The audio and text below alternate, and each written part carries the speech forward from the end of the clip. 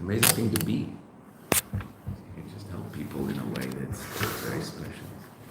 Okay, let's go. The mind gets a little tricky here.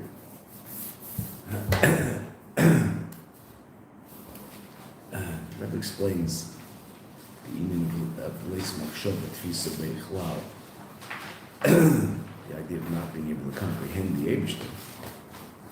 So he explains two different levels of seichel that are both sort of super conscious seichel, even though that's a funny thing to say, right? Because seichel, intellect, is conscious me, but there's levels of intellect, and we know this, right? There's levels of intellect that we have a very hard time tapping into, right? There's things that you and I, memory. Theoretically, it's all in there, right? Sometimes you can't get it out. It's all in there. Right? So where is it? Why aren't I conscious of that state of intellectual reality in my head? Also, the basic understanding that, we only use a certain amount of the intellectual ability that we actually have. Okay, so where's the rest, so to speak? Okay, so Chassidus talks about those levels of seichel that are, to a certain degree, beyond what you and I experience consciously. It's still seichel, but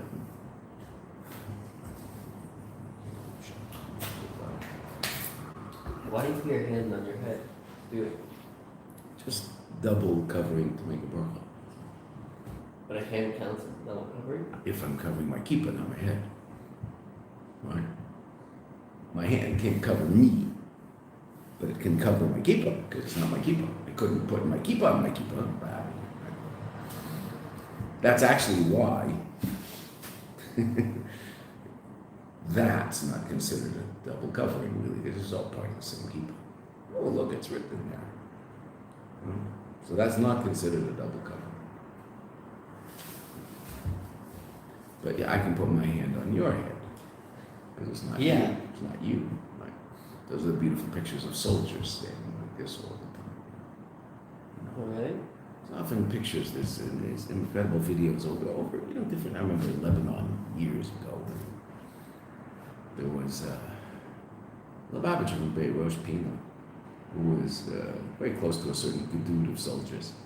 And they were on their way into Lebanon, so they're standing in a forest, either in South Lebanon or just in northern Israel, and they're about to go into Lebanon. And he's talking to them, and they all say, he says, let's everybody say Shema Yisrael. So they all automatically reach out. Either they take something, some of them have a thing in there, but usually on their way into battle they don't, right? Because that thing is for, that little kumta is for show, right? They all went like this. They're so beautiful. They're all covering each other's heads. And they all say Shema Yisrael together in this forest. It's an amazing video. It's very powerful. So. That's so interesting. I would have thought they wore their helmets, but I guess it's hot. They probably had to have a helmet here at that point. They might, or they might not. I mean, they didn't have flak jackets on. They weren't like, they were probably going to go get some stuff and go. So maybe they had to have helmets. Right. It's not interesting. I didn't notice helmets. Right? But also didn't notice flak jackets. Guns, some of them had their guns. I mean, you always carry your gun around. Okay. So the Rebbe finished with the union of Simcha. Now that doesn't mean you and I are finished with the union of Simcha. We have to be with Simcha.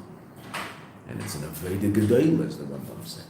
Meaning something to touch a level of elokus beyond intellect. The answer to our question. What was our question?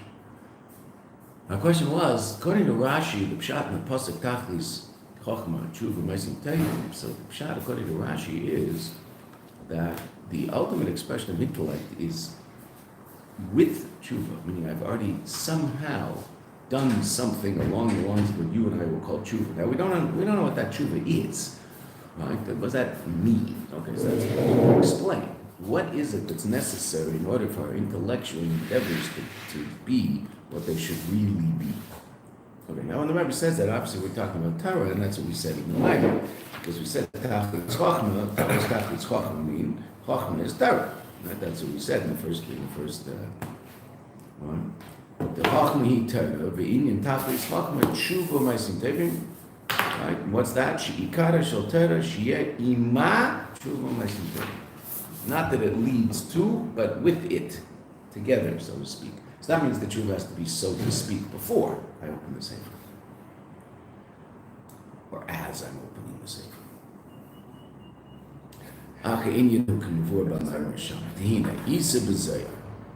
Very famous statement. Now, what's interesting about the statement is the most famous part of the statement is only the first part. The second part is what the Rebbe is going to help us understand. Even though it's quote, the second part's quoted now and then. The first part's quoted all the time in Chassidus. Leis machshava tfisa b'chakla. No thought can comprehend you at all. The Kadosh Baruch is beyond intellectual understanding. But what does it say next in this area? Aval nitfas ihu berusa deliba. But he is comprehended, he is grasped. It shows a comprehended, grasp. Berusa deliba, with love of the heart. Now, nitfas is an interesting word. It's one of those words. There's a word in English, grasp. There's a word in Yiddish, chap. There's a word in Lashon HaKodesh, nitfas, litfos. You can litfos a ball, or you can litfos an idea. Right? You can grasp the handle, or you can grasp an idea. You can chap the cup, or you can chap the idea. So it's a language that relates both to physical reality and intellectual reality. Okay. So it's clear that the nitfas here is not intellectual, because we just said intellect can't comprehend elokus. But somehow there's some grasping, some connection to the Eibishter, through love of the heart. So now, what does this mean? First of all, we have to understand what Leis Machshava Tfisa B'Chlal means. And what's that relative to? And then we'll understand, so whatever level it is that I can't comprehend in intellect, that's going to be the level that I can somehow grasp through Deliba. Because that's what it says, right? You can't get it with intellect, but you can get it with Rus Deliba. What's it? Oh, well, I don't know. Let's see what it is. Okay, it is the Eibishter B'Sefer, but we know there's different levels of godly reality. So what are we talking about? Upedish Leis Machshava Tfisa B'Chlal. And the understanding, explanation of this idea of Leis Machshava Tfisa B'Chlal, Kayal B'chinas Atzmus Ad Ein Sof. It's talking about the essence of the Kadosh Baruch. The Eina Shayach Sham Tfisa V'Hasoga Klal. Relative to that level of Elokus, there's no possibility whatsoever of any intellectual comprehension. Okay, now the Rebbe is going to talk about what we were talking about before at the very beginning. Two different levels of intellect that are, to a certain degree, superconscious. I mean, those levels of intellect that we don't usually tap into, even though sometimes they will resonate downward into the intellect that we're aware of. But before we see that, we just have to understand Atzmus. So we understand Atzmus. We're not going to understand Atzmus. Right? There's a famous story. I wish I could remember the names of the two of them, because they were both famous Chassidim here in Eretz Yisrael. It used to be that the most I don't know, most important, but certainly one of the, if not the most important community of Lubavitcher Chassidim here in Eretz Yisrael is in Tel Aviv. Right, Tel Aviv, actually, it's funny. What a wild. People think of Tel Aviv as this godless place. Well, at the beginning of this whole enterprise, so Tel Aviv had a lot of Yiddishkeit. It moved out from Tel Aviv into Bnei Brak and into surrounding places. But Tel Aviv, the old Tel Aviv, there's still old shuls there. There's still about shul there that's a very, very special shul. Nachla Shiva. It's a very special shul there. And the Rabbanim there have been Ben Achar Ben for a long time. The Ashkenazi family have been the Rabbanim there for a long time. Do you remember the name of the show? What? Do you know the name of the show? I think the name of the shul, Where in Tel Aviv it is? I don't know. I know, it's easy to find. But what's left there, I'm not sure. But there's still a community around it, small. But that used to be where, if you wanted the best for bringing in town, so that was the place you went. That was, this. But you're talking 60 years ago. So 70 years ago, in the 50s, 60s. Kfar Chabad sort of replaced it once Kfar Chabad was built. But still, a very, very special Chassidim in Tel Aviv. Two of them, and I don't remember the names, I apologize. But they're famous Chassidim from here in Eretz Yisrael. Obviously, they started in Russia, but they ended up here. They were sitting, and one said, "Nu vos dos atzmus." What's atzmus? He says, "I don't know atzmus. Can't explain atzmus. I can explain atzmus. Can't explain atzmus. Leis machshava tefillah. He's the Beit Challah. Can't explain. Yeah, but vos dos atzmus. But what's atzmus? So this goes back and forth for a while. He asked him 3, 4, 5 times. Then the 6th time he goes, "Over. Vos dos atzmus." So he goes, "Oh, atzmus is a zoe." And this guy who asked the question keeps him flask. You're going to explain to me what atzmus is? We asked him 5 times. Then the 6th time when he says, "Okay, so you could say this about atzmus." Whap! You're going to say something about atzmus? Okay, what's atzmus? Atzmus is the essence of a Kadosh Baruch. Okay, very good. What does that mean? Atzmus is that level of reality that we can't understand in any way, shape, or form. Why not? What? It's the Eibishter. Okay, but the Eibishter created the world. Okay, yes, that's true, but Atzmus did create the world ultimately, but that's not the aspect of Elokus that was responsible for the creation of the world. Atzmus is that level of a Kadosh Baruch Hu that just is. It's called Yesh Amiti, true being. True being, and it's the only level of reality, any level of reality, godly or created, that is what's called Mechuyev U'Metzius. It must be. There is no other level of reality that must be. The highest levels of godly light only exist because the Kadosh Baruch Hu wants them to. They're not necessary. Even in Chassidus, when you and I talk about the fact that certain levels of reality are necessary, the 4 worlds, that Tzilus is necessary to be the hinge in between absolute, infinite godly reality and creation. So Tzilus is that hinge, and it serves that function. Okay, fine. So Tzilus on one hand is a world, on the other hand it's Elokus. So is the hinge part of the house or part of the door? Well, both. It connects the two. Okay, so is Tzilus Elokus, is part of godly reality, or is it part of created reality? Well, it's not created reality, it's godly reality, but it's also world. Okay, so it has that aspect of world, and world comes from the notion of helam, concealment, so there's a certain aspect of concealment in Atzilus. What's concealed? Well, the Eibishter is revealed there as 10 spheres. Okay, so that itself is an interesting thing because it seems to, on a certain level, conceal the notion of absolute oneness. You can see the oneness in those 10 spheres in Atzilus because you're looking at the Eibishter, and if you look at the Eibishter, you see 1, even though there's 10. Okay, fine. The Eibishter could create the world without that if he wanted to. He can do whatever he wants.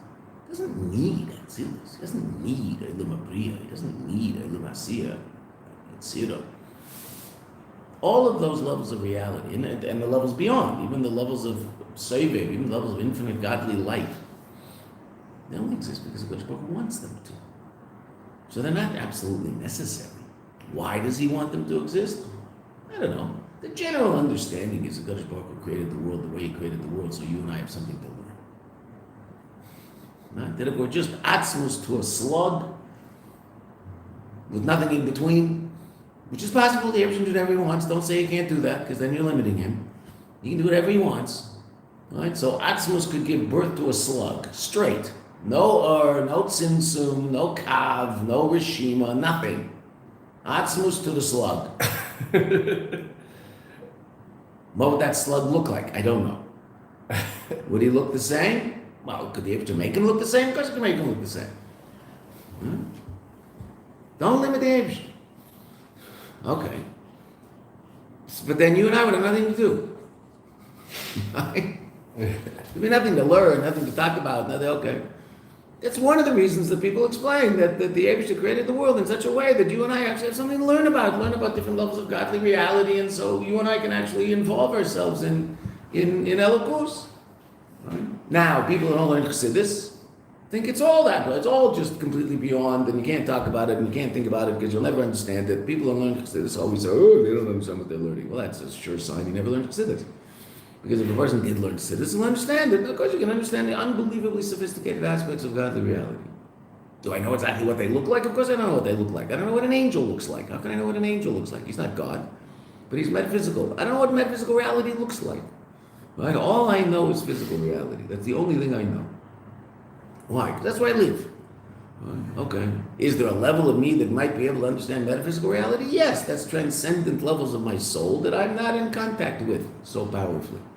And if I am in contact with those levels, so when I'm in contact with them, they tend to express themselves in the context of physical reality. Because that's where we are.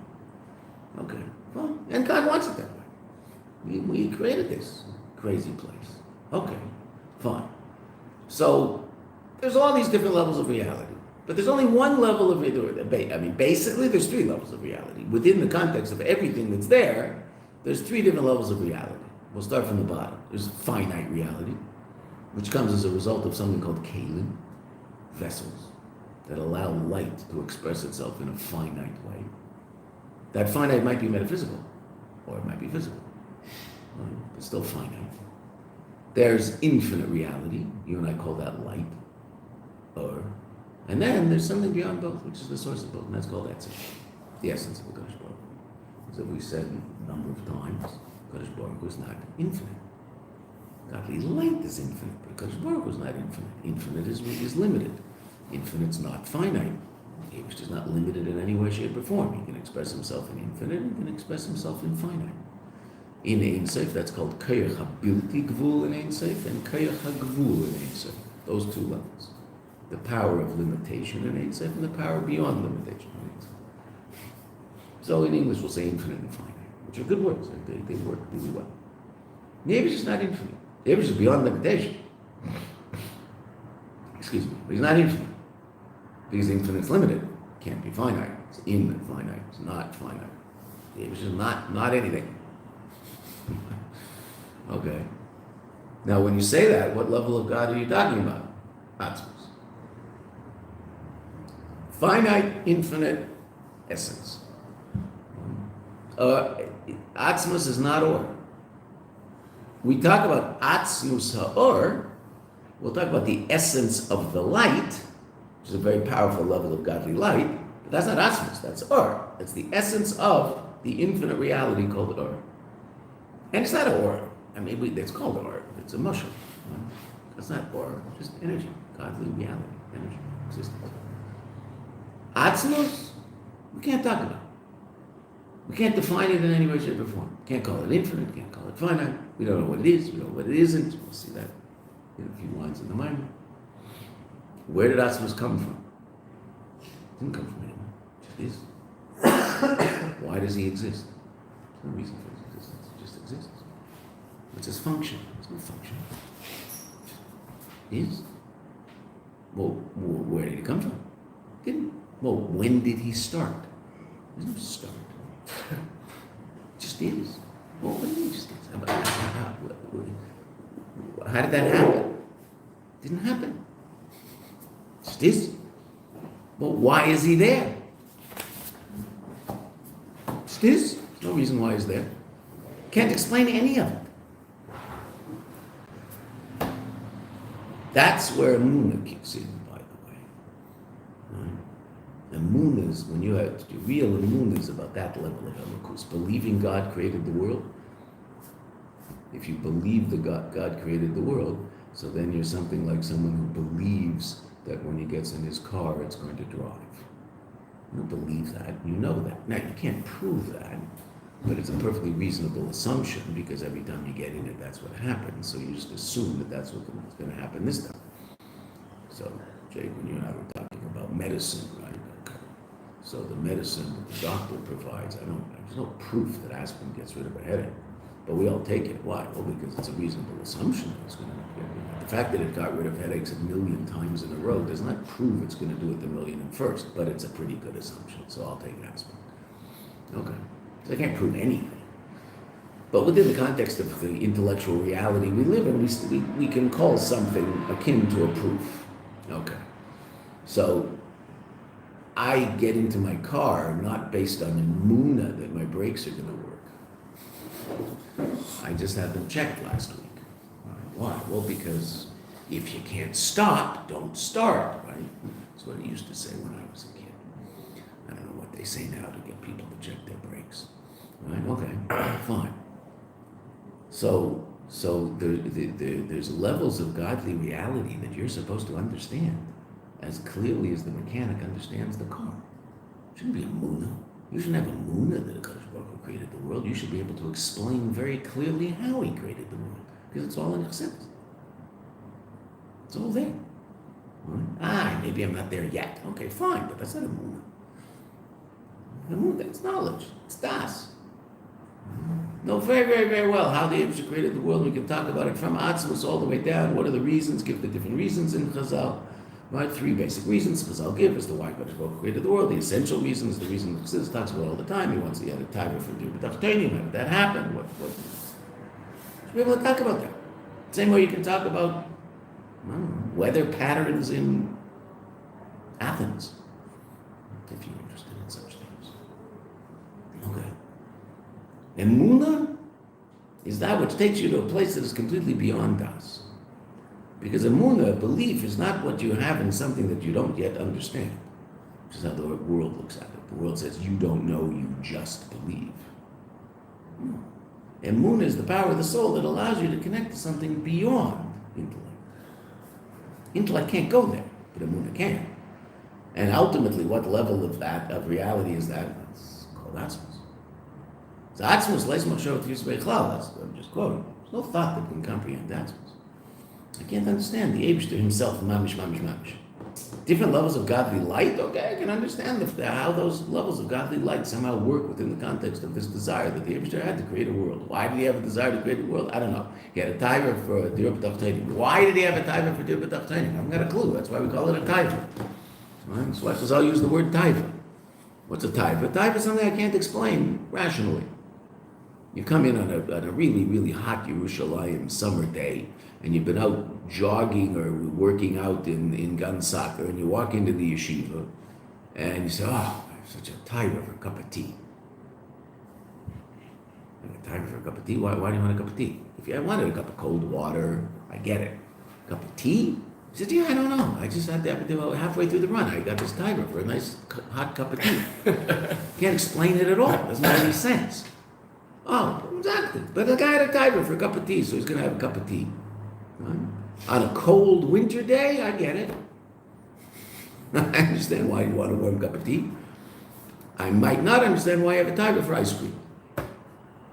Now we all understand that taiva. Cold, hot, you don't care. Ice cream's good. Okay. But it's freezing cold winter day, you come open the freezer and take out ice cream. What are you doing? Make a cup of tea. I'll get to the tea. I've been thinking about a bowl of ice cream for the last 20 minutes. Why? I have a timer for a bowl of ice cream. Okay. Guys, some woman is wearing a sweater and it's 150 degrees out. Why are you wearing a sweater? I don't know. I had a timer to wear my favorite sweater today. Hopefully that's not applying to a man, but you never know these days. Right? Okay. Right? Perfectly reasonable in its unreasonableness. That's the nature of a timer. And we use those words describing the HaKadosh Baruch Hu's desire for a deRava. Why did he have a deRava? Kaka. And what do our Rabbanim say all the time? By a taiva, frek men nishkan kasha. By a taiva, you don't ask any questions. Why not? Because there's no question to ask. Why do you have a taiva? What a stupid question. What do you mean, why do I have a taiva? I don't know why I have a taiva, but I have a taiva. That's exactly why I called it a taiva. If it's a desire that I can explain rationally, we call that a ratzon. I want a cup of cold water. Why? I'm hot. My throat hurts. I want a cup of tea. Why? My throat hurts. Listen to me. I'm just talking about myself. I apologize. Okay. So there's certain desires that I can explain rationally. You and I call that a ratzon. And there's certain desires that I can't explain rationally. And you and I call that a taiva. So when the Eibishter has a taiva, it's coming from a place beyond rationale. So I don't really understand why he had a taiva for deRava. Why did he want to deRava? There was something lacking. The Eibishter was missing something. He's not missing anything. Okay, for whatever reason, he wanted a deRava. He wanted a dwelling place in the lower realms. Who? Atzmus. Because of that taiva, all of Ur and Kli comes into being. That taiva is the source of the existence of infinite reality and finite reality. Comes from that taiva. What was there, so to speak, before that taiva, even though there's no such thing as before and after up there? Right? Okay, so to speak, what was it? Atzmos, the Eibishter. What was he doing? I don't know. Outsourcing. He was playing Parcheesi. Playing, what do they call it? What do they, that solitaire you play against yourself. Spider solitaire. Yeah. He's playing spider solitaire. Wasn't doing anything. Doesn't have to do anything. He just is.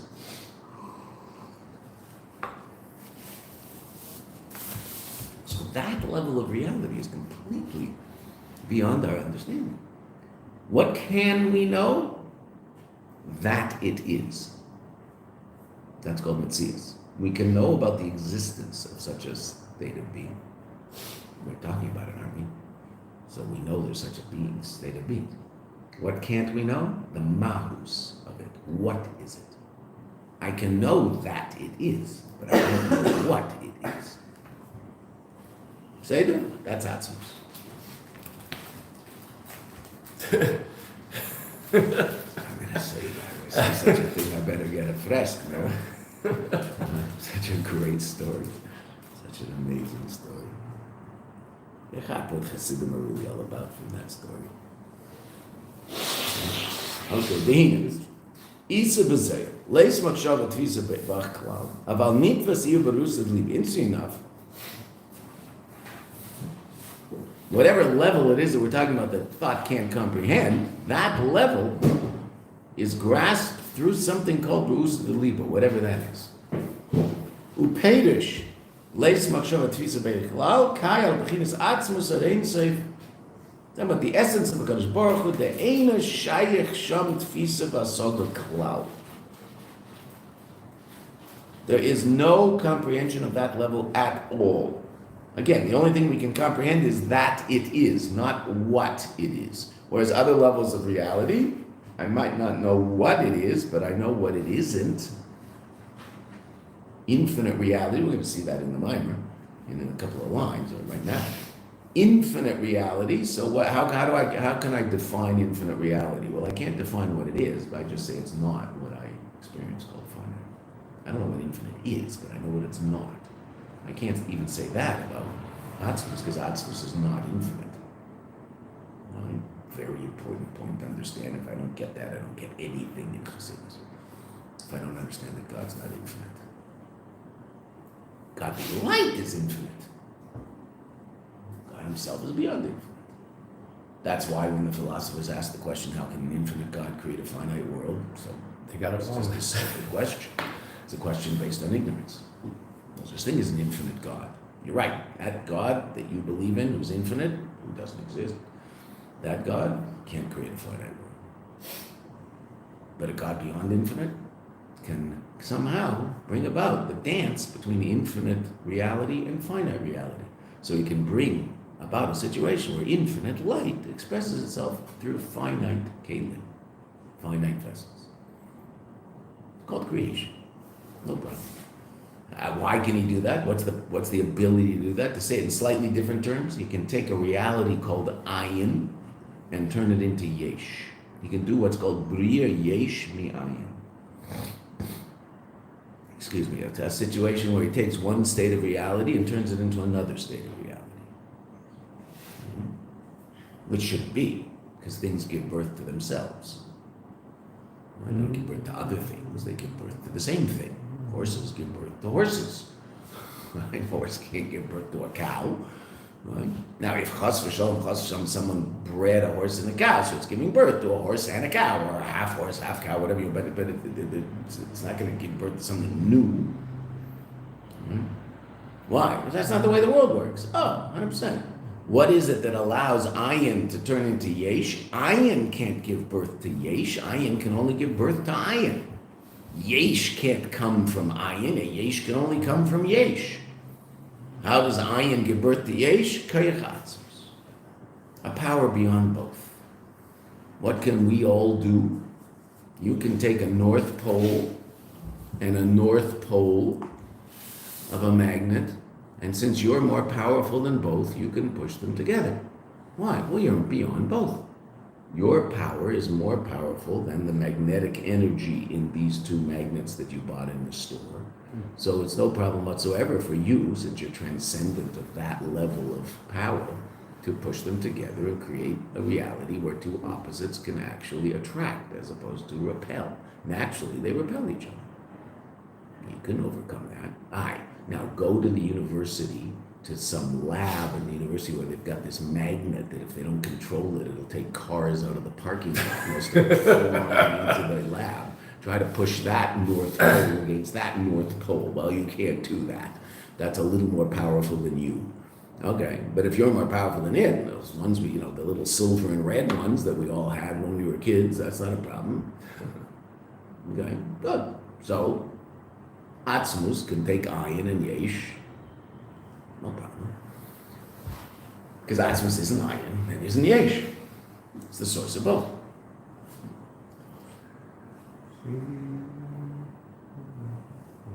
So now the Rebbe is going to explain that when we say Ein Shayach Sham Tfisa V'Asad L'Klal, Loi Mi Boy, now Loi Mi Boy, you know from Gemara, Loi Mi Boy means not necessary to say, it's obvious. The Ein Shayach Sham Hasad is a chiyuv, positive understanding, meaning what it is.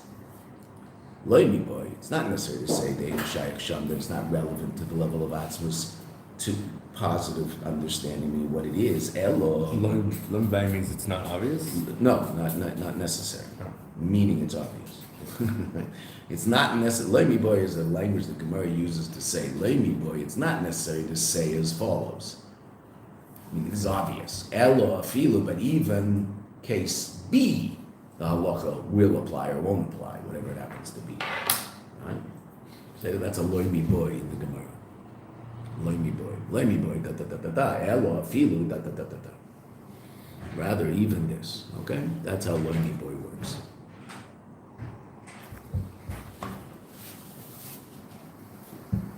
So, Leimi boy, it's not necessary to say, sweetie, you have your copy? So, you have to give this back. Give it back. It's on loan. I always say that I'm going to attach dollar bills to these things, then everybody will take care of them. It's only infinite Chassidus, but if it had a dollar bill attached, no one would lose it. There's a very fascinating thing about humans. Truckers in America. Probably in Europe also, but I mean, I just heard the story about America. Truckers in America. So they're on the road longer than anybody else. And obviously, what would be the single most difficult thing to do if you're a trucker is stay awake, right? That's what we all have when we go on long drives. The hard part is staying awake at the end of the long drive. Now, obviously, they don't do this in Minnesota in the winter, but how do truckers, what's one of the tricks truckers have to stay awake on the road? They open their window and they hold a $20 or $50 bill in their hand. Now, what's going to happen if they doze? The dollar will slip. Now, that's really crazy, right? Because if the dollar slipped, I mean, you're talking about your life and your death. You're not talking about $20 or $50, right? If you fall asleep, you die. Yeah. Okay, Beseder. But the way we work, us humans, we're just a very fascinating creature, right? That will help them stay awake because they'll be aware of that $20 or $50. But it's a brilliant idea. That's what they do. They'll hold. A trucker told me this, that they'll put some money in their hand and they'll hold on to it if they're really tired. That last 40 minutes of the drive when they're really tired, but they don't want to stop at 40 minutes from payday. Just they can go to sleep in a bed and the 40 minutes. That's great. Isn't that a wild idea? That's great. We've all been there, at some point near the end, and you're hitting your leg and you're pulling off to the side and closing your eyes for 20 minutes, and then you just have to get there, and you're very close. If you're a couple hours away, go to sleep somewhere. But that's what they do, evidently. Okay. We're interesting creatures. It's certainly not necessary that we can't understand what it is positively. Chiyuv in this context means positively.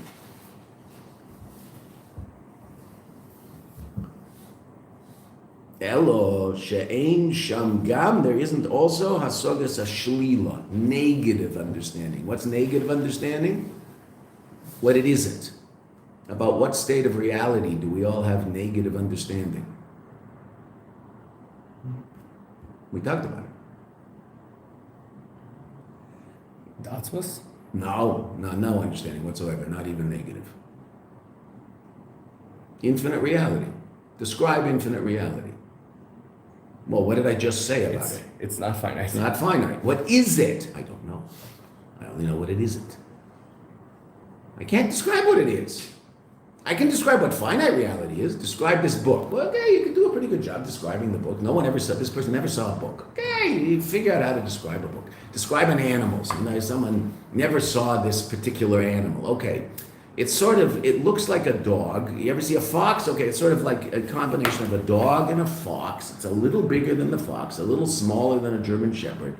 Its ears are right. You describe it, and the person will get a general idea, and it might even be to such an extent that when the person sees that animal in the forest that they're going to visit, and that's why someone was telling, oh, there's this really interesting dog, wolf, whatever it is out there. He'll go, oh, that must be what he was describing, because the taka looks like that. Oh, do that with infinite reality. I don't know what it looks like.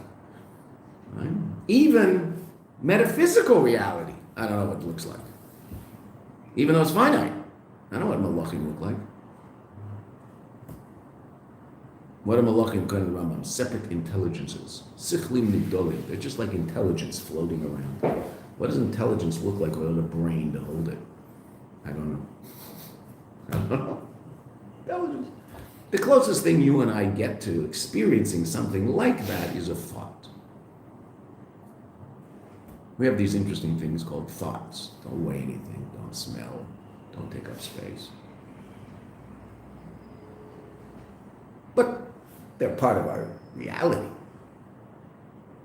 Thoughts are fascinating. This coffee cup, this cup, which I turned into a coffee cup. Right? Okay, so this cup can only hold so much water, coffee, whatever it is. Right, and once I fill it up, so it can't hold anymore. Right? That basically is the situation of every single reality and physicality that you and I experience. Right? You can only put so many people in a plane. You can only put so much coffee in a cup. You can only put so much stuff in a room, whatever it happens to be. Okay. How about ideas in your head? The more ideas you have, the more ideas you can put in. The more you know, the more you can learn. It fills up. It's very interesting. It defies all the rules. Right. It's the closest you and I get to something that's sort of metaphysical. I mean, it's not physical. Although, by definition, the only thing you and I can think about is physical reality. And if we're thinking about metaphysical reality, we will use physical parables to do that. So we'll call godly energy light. God's not light. God's God. You and I call it light because it's a useful mushal, it's a useful parable to help us understand something about godly energy. Okay. One of the most important things about it is it demands that it's connected to its source. Light is all about having a source, right? When you see light, you know it has a source. And if you disconnect the light from the source, so the light ceases to exist. Just as simple as that, right? There's now no light on that page. What happened to it? Nothing happened to it, it's just not there. Now, the same light basically is there. Okay, fine, but the light on that page, the caveman who doesn't understand anything about anything might think that he might get very excited about the fact that, oh my goodness gracious, look at this. He's got light on his page and he wants to read at night in his cave. So maybe he's going to capture the light and take it to his cave and open the book and there'll be light on the page. Well, it doesn't work that way. Okay. So light is a very good parable to understand godly reality, so we understand that everything that exists as a function of godly light has to be connected to its source, and were it not connected to its source, it would cease to exist. Oh, beautiful. Okay, great. Works. But God's not light. Why do you and I use the parable of light? Because the only thing we can think about is physical reality, and so we take everything and turn it into something that has some reality in the physical reality we experience. Why did God create the physical reality that we experience? Why did he create it the way it looks? So that we'll understand something about Elokus. Right? So the properties of physical light help us understand things about Elokus. It's another property of physical light. Could I please use your colorful things here? Of course. Right? Nice property of physical light that helps us understand things. Is light blue or green? Oh, neither. Neither and Both. both. You're fair. Right? The light that's out here is colorless. Aye, but what do I now know is in that light? Blue. How do I know? This kli reveals the blue in light. What does it also do? It hides the infinite aspect of light. It hides the ability of light to express itself in an infinite amount of color. It hides that. What does it reveal? A very specific finite expression of light. Blue. This one reveals green. Well, is light blue or green? Must be two sources of light. No, one source of light. Just the kli allows that light to express itself in different ways. That's what Kalim is. It's all one God, it's just different expressions of the same energy. Okay, so what's the dynamic of this? In physics, it's reflecting the blue photons and absorbing all of the other photons. That's what it's doing. Right? Okay. Why did God create that? So you and I should have some understanding of how God works. Now, the idea of godly light bringing about existence is a little different than the light that's reflecting off this, because there's also a level of God, that's physical light. There's godly light that's clothed in this, giving it its specific existence. It's not reflecting off it, it's clothed in it. Okay. Something like electricity. Okay. But the idea, I mean, the world looks the way the world looks, so that you and I can talk about God. Okay, I talked about that before. If it just was Atzmus down to plastic folders, we wouldn't have much to talk about. Atzmus to a slug. Right? Atzmus to a slug. We had someone who used to work in the office here. He was a former student. He was a character from Brooklyn. As he used to say, what's the best nation? A donation. So he was just a character. So he used to say, what can you learn from a slug? Leave an impression wherever you go. You can learn from everything God created. I have to give it to him. You can learn that from a slug.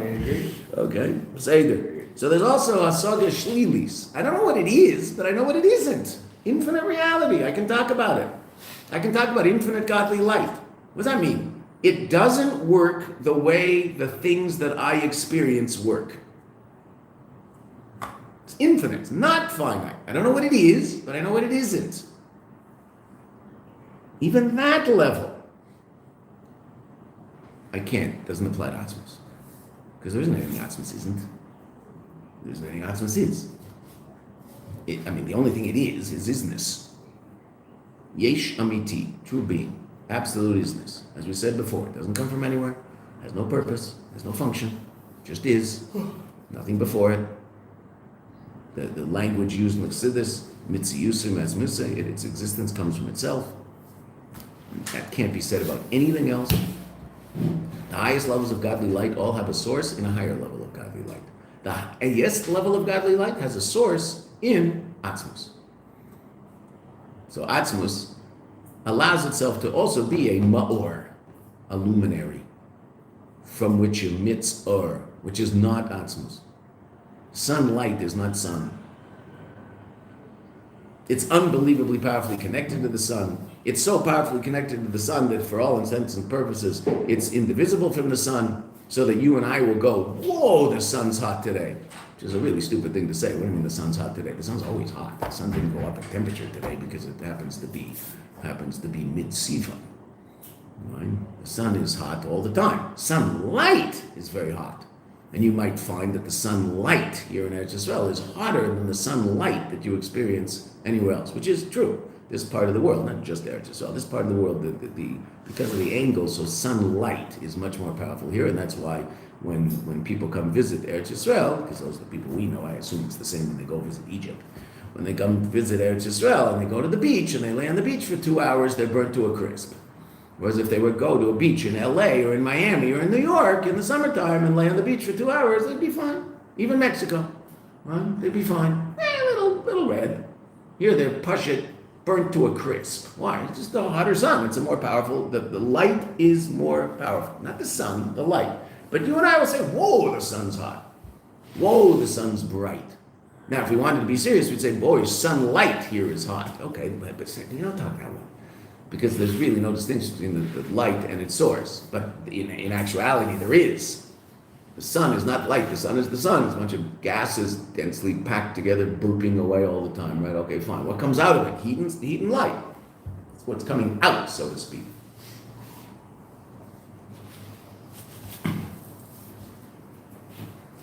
Okay.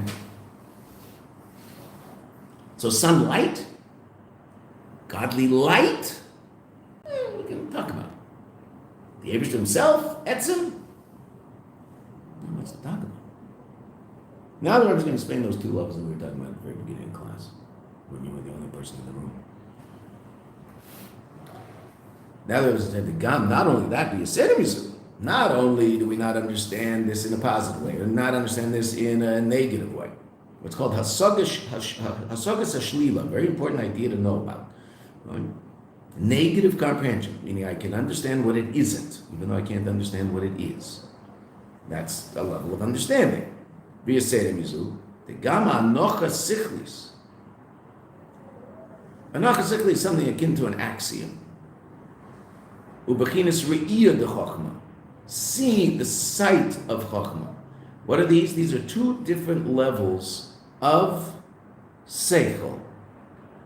And we were talking about this at the beginning of Shir, two different levels of seichel that are beyond the seichel that you and I experience consciously day by day. And again, we know that our human intellect, there's all sorts of aspects of our intellect that we don't really tap into, right? That there's certain potential in our intellect that we might not ever express. Okay, so those levels of intellect in Chassidus are called Hanacha Sichlis, Re'iyah de Chochmah, which is even higher. Re'iyah de Chochmah it's a level that would allow me not only to understand this idea intellectually, but it's as if I were to see it, right? If I see something, so then that's certainly a more powerful verification of its existence and what it is. So there's a level of intellect that is akin to seeing, incredibly powerful level of intellect. It's called Re'iyah de Chochmah, the sight of wisdom. Okay, Chochmah itself is, to a certain degree, superconscious, even though it's intellect. What's Chochmah? The source of consciousness. Where does consciousness begin? Bina, not in Chochmah. Chochmah is the source of consciousness, but it's not conscious me yet. Bina is conscious me. That's why there's no conjugation of a verb of Chochmah. You can conjugate anything in Lashon HaKodesh, right? But I mean, there's no kal form of ani. I'm doing an act of Chochmah. There's no act of Chochmah. When does a ni come into being? Bina, ani mevin. I understand. There's no I, Chochmah. Chochmah is the ability to understand. Where does that come from? Beyond understanding. I mean, it's like b'chlal. How does it work? I don't know. It just works. I just have this thing. I look at something and I can understand it. Why? I don't know. Some people understand it faster. Some people understand it slower. Why does that work? I don't know. The same way, some people run faster. Some people run slower. Right? Can I learn how to run faster? Yeah, I can learn how to run faster. Is there a limit? Well, to a certain degree, there's a limit. I'm never going to run as fast as the guy who wins the Olympics. I'm just never going to run that fast. I'm just, okay, fine. But I can definitely make myself run faster. Could I think faster? Absolutely, 100%. Sit down and work hard at learning, understanding things, and I'll understand things more quickly, more easily, 100%. Does that mean I'm necessarily going to be as smart as the guy in class who gets everything faster than me? No, because if he does the same work, he'll get it even faster. Right? Very often, though, the guy who's the fastest in class might also be the laziest in class. So for a while, he'll be the best in class, but then everybody will pass him by. All the people who work hard at it will pass him by. Right? You want to learn a page of Gemara? Break your brain. Think you're going to just sit there and it'll happen? Not a chance. Not going to happen. Work like a dog. Right? Do everything that you're told to do relative to what you should be doing in order to try to figure out how to understand this book. Ultimately, you want to understand it yourself. Okay, how do you do that? Work hard. You don't work hard, it won't happen. Guaranteed. Guaranteed lack of investment. Just like working hard, guaranteed investment. Will you get it as fast as the guy next to you? Not necessarily. People who are faster, people who are slower. Are you going to get it? Absolutely, 100%. If you work hard, you'll get it. If you don't work hard, you won't get it, no matter how smart you are. Guys who aren't smart, who are really, really, really smart, who don't work hard in the Gemara class, just never get it.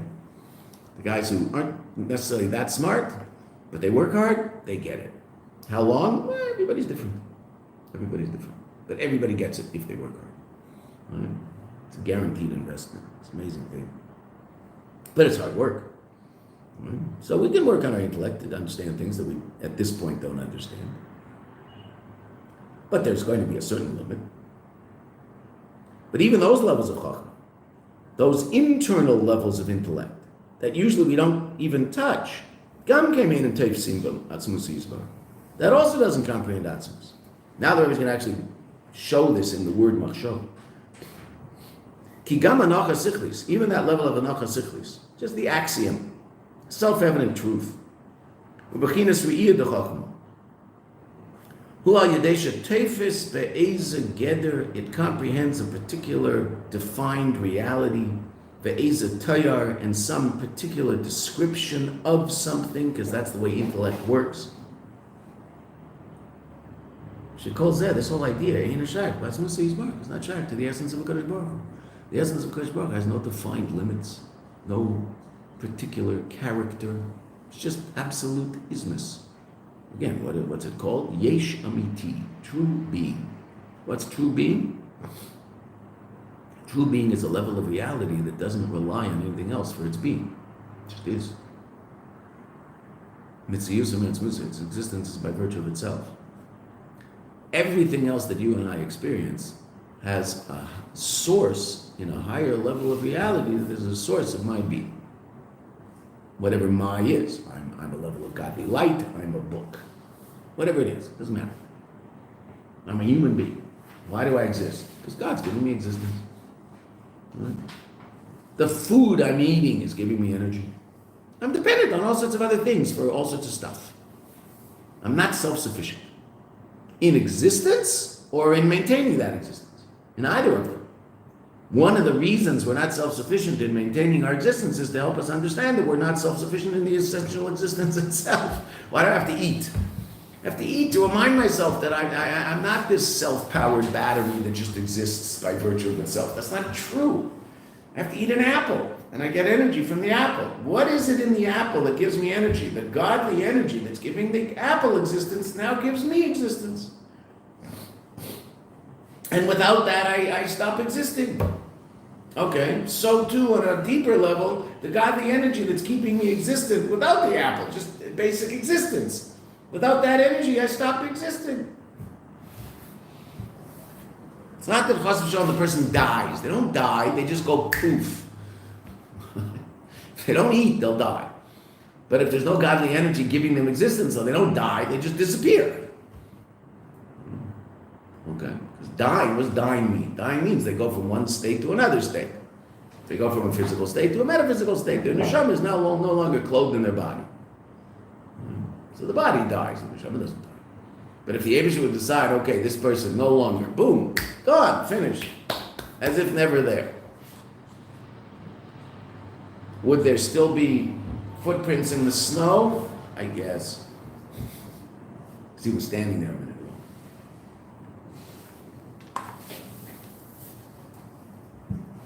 And what are these two levels? Let's just see this. What are these two levels? Who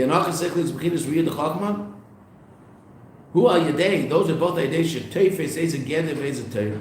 Shekol zeh nishak batzus. It's not relevant to zeh leis machshava tvisubach klal. And that's why we dafka say, why the Zohar dafka says leis machshava tvis. Even machshava.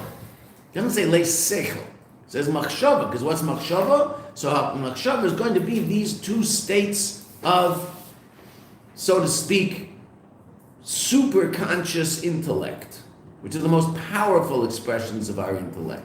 Even those levels of intellect don't comprehend godliness. I mean, it's not that somehow hidden in me is this innate ability to understand this level. I just can't quite access that. No, it's not there. Why? Because the image is beyond intellect.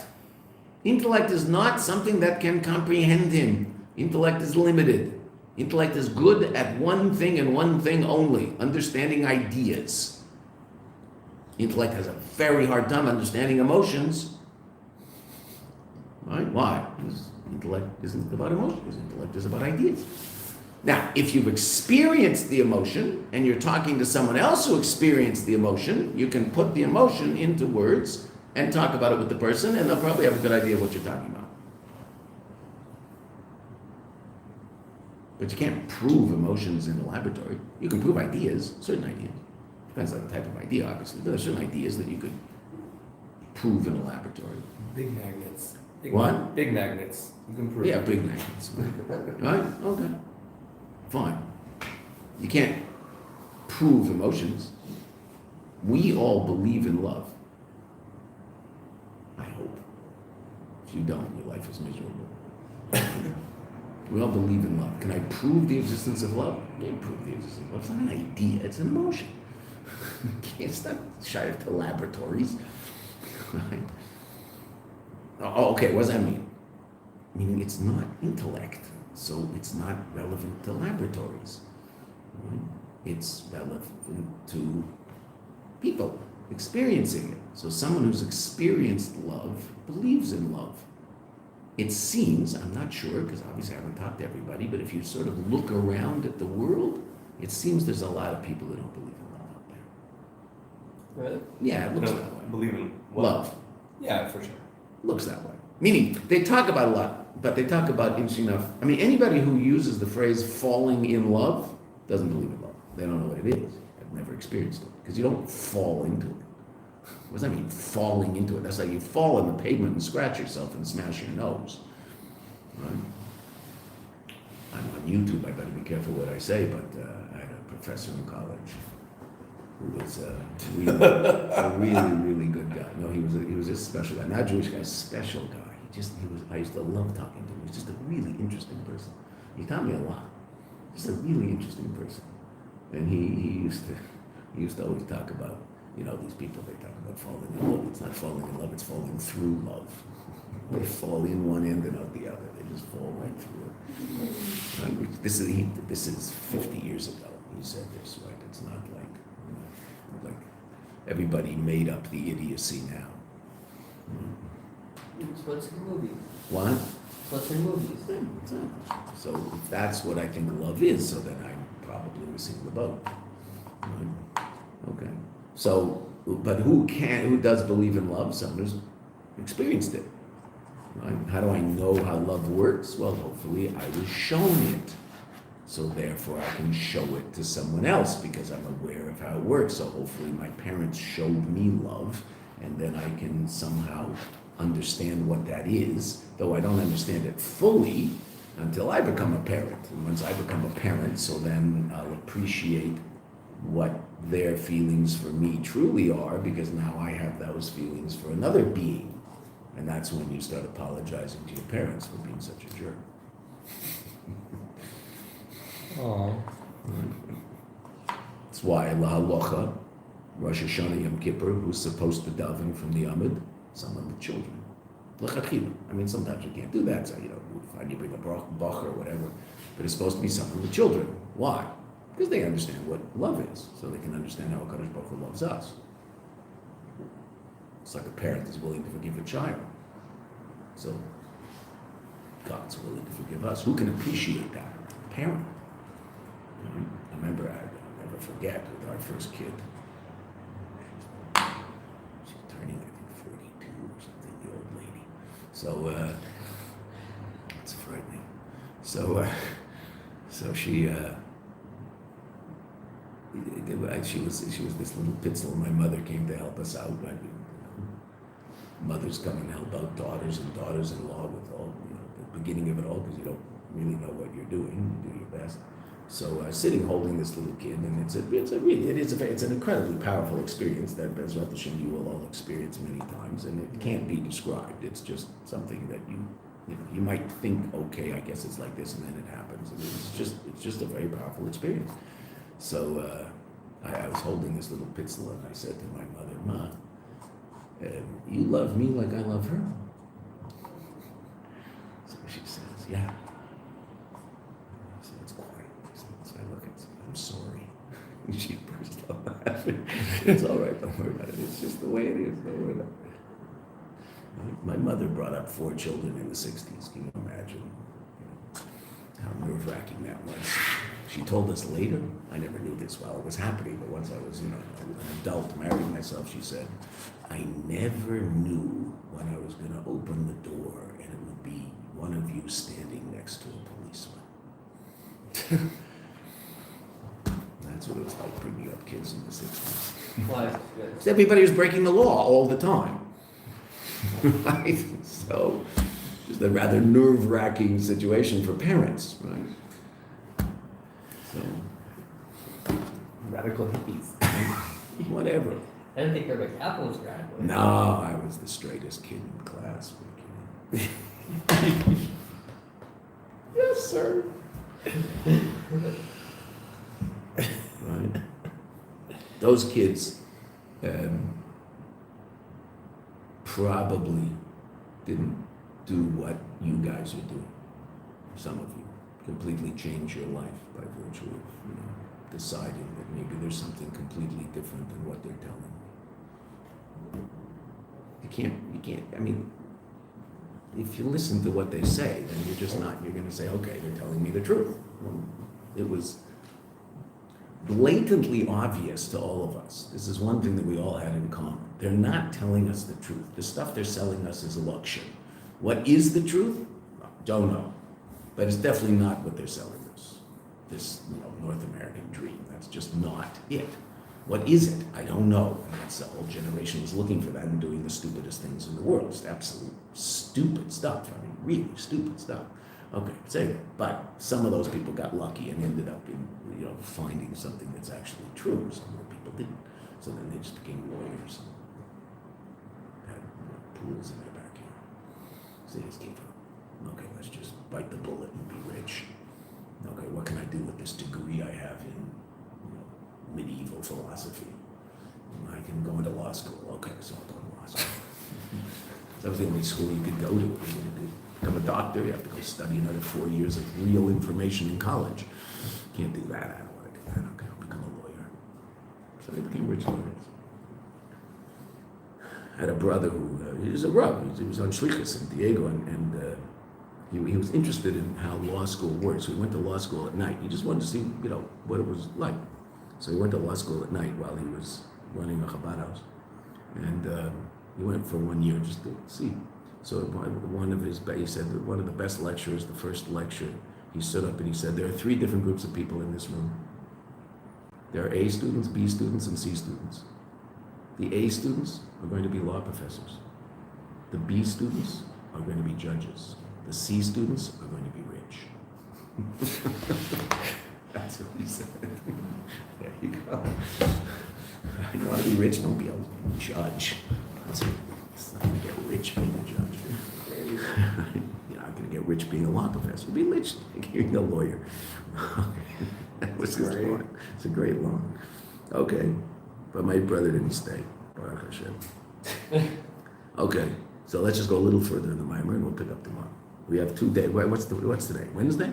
So we have Thursday and Sunday to finish the Mimer, which we will. Okay. This is the hardest part that we have to understand. Right? So now the Rebbe just explains that Machshava is Oisius Chashav Ma, which are these 2 different levels. Machshava, V'zeu leis Machshava Tvisa Beichla. Right? Dafka Machshava, doesn't say Seichel, it says Machshava. Why? Because Machshava is hinting at these 2 levels of Hanocha Sichlis and Re'ir D'Chacham. These 2, so to speak, superconscious levels of intellect. Machshava Oisius Chashav Ma. Chashav, which means think. Ma, what? Chashav hi Hanocha Sichlis. That relates to the Hanocha Sichlis. The ability to, innate ability to think about something and come to a conclusion. Uma, the level of bittul of chokhmah, he bechinas re'iyah de chokhmah. The fact that it becomes so absolutely clear, it's as if I'm seeing the idea. Even nevertheless, even these levels, leis machshava tfisa beichlal. Why is Ma? What is Ma? An acronym? For No, ma means what, literally. But in this context, the word machshava is the letters chashav and ma, two different levels. Why is it marked as an acronym in the Bible? Oh, because it wants me to know that I'm talking about those letters mem and hey, as opposed to the word ma. Because I'm not talking about the mem and the hey in right? Okay. It's true, it could have said that with chashav also. So, yell at the printer. One more line and we'll stop and we'll pick it up tomorrow. Even these lofty, so to speak, superconscious levels of intellect. They can't comprehend atzmos. Aval, this is what it says in the Zohar, nitfas iuberus deliba. That level that intellect can't comprehend, Ru'usa Daliba can. Whatever Ru'usa Daliba is, and that's what we'll see tomorrow. Love of the heart. In other words, you can have a relationship with Atzmos, just not with intellect. With something else, whatever that is. We'll see tomorrow. Rabbi Kaplan.